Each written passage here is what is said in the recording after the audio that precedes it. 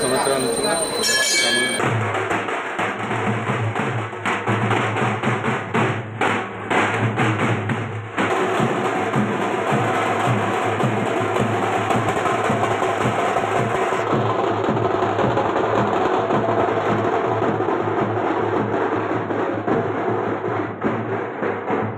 శరణమయ్యప్ప స్వామియే శరణమయ్యప్ప భూతనాథ సదానంద సర్వభూతదయాపర రక్షరక్షమహాభాగు శాస్త్రి భిన్నమో నమః స్వామియే శరణమయ్యప్ప. ఈరోజు మకర సంక్రాంతి పురస్కరించుకొని శ్రీ హరిపుత్ర అయ్యప్ప స్వామి దేవాలయం వేములవాడలో ఉదయము పంచామృతాలతో ఆ స్వామివారికి అభిషేకం జరిగినది. అదేవిధంగా సాయంకాలము పురవీధుల గుండా ఆ ఆభరణాలు తీసుకొని వచ్చి ఆ స్వామివారికి అలంకరించి తదుపరి జ్యోతి దర్శనం ఉంటుంది. ఇలా ప్రతి సంవత్సరం కూడా గత 27 సంవత్సరాల నుంచి కూడా శబరిమలలో ఏ విధంగానైతే జ్యోతి దర్శనము ఆభరణ దర్శనం ఉంటుందో శ్రీ హరిపుత్ర అయ్యప్ప స్వామి దేవాలయం వేములవాడలో కూడా ఆ విధముగా ఆ జ్యోతి దర్శనం కానీ ఆరట్టు ఉత్సవం కానీ సుబ్రహ్మణ్య షష్ఠి కానీ ప్రతిదీ కూడా 27 సంవత్సరాల నుంచి చాలా ఘనంగా అద్భుతంగా నిర్వహించడం జరుగుతుంది.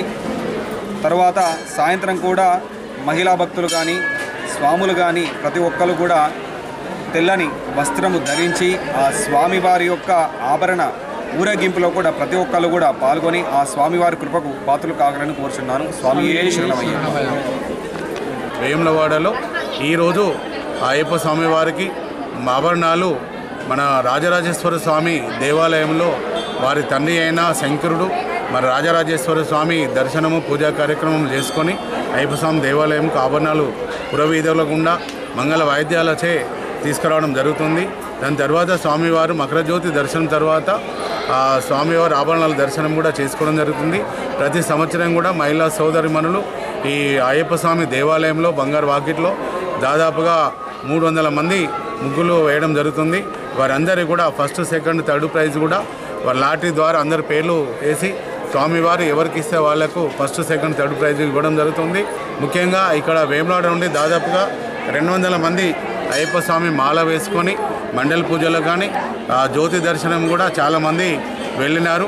వారందరినీ కూడా స్వామివారి ఆశీర్వదించి మళ్ళీ వాళ్ళ ఇంటికి ఏ కష్టం బాధ లేకుండా ఇంటికి చేరే విధంగా స్వామివారి ఆశీర్వాదంతో ఇంటికి చేరాలని స్వామివారు ఆశీర్వదించాలని కోరుకుంటూ ఈరోజు ఈ పాల్గొన్న అయ్యప్ప స్వామి దేవాలయంలో భక్తులందరికీ స్వామివారి ఆశీర్వాదం ఉండి వారి కుటుంబ సభ్యులందరినీ చల్లగా చూడాలని కోరుకుంటున్నాను.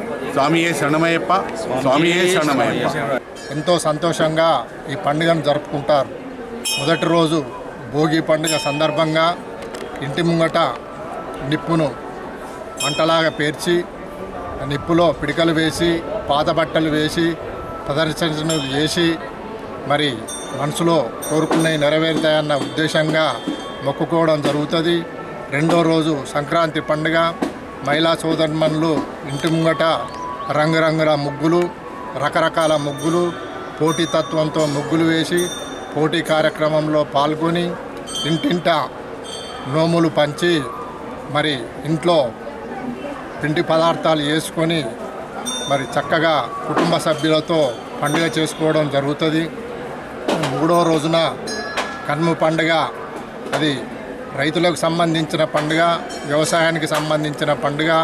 వ్యవసాయానికి ఉపయోగపడే ఎద్దులకు చక్కటి అలంకరణ చేసి ఎద్దులకు పూజ చేసి ఎద్దు పాకాలను శుభ్రం చేసి వ్యవసాయం చేయే భూములలో రైతులు పూజలను నిర్వహించి మరి గంగెద్దులకు చక్కటి అలంకరణ చేసి గంగిరెద్దుల వారు మరి ఇంటింటా తిరిగి మరి వారి యొక్క ప్రదర్శనలు ఇచ్చి అందరినీ ఆనందింపజేసే పండుగ కనుమ పండుగ. అంతేకాకుండా హరిదాసులు కూడా ఇంటింట తిరిగి హరికథలు చెప్పి అందరినీ ఆనందింపజేసే పండుగ.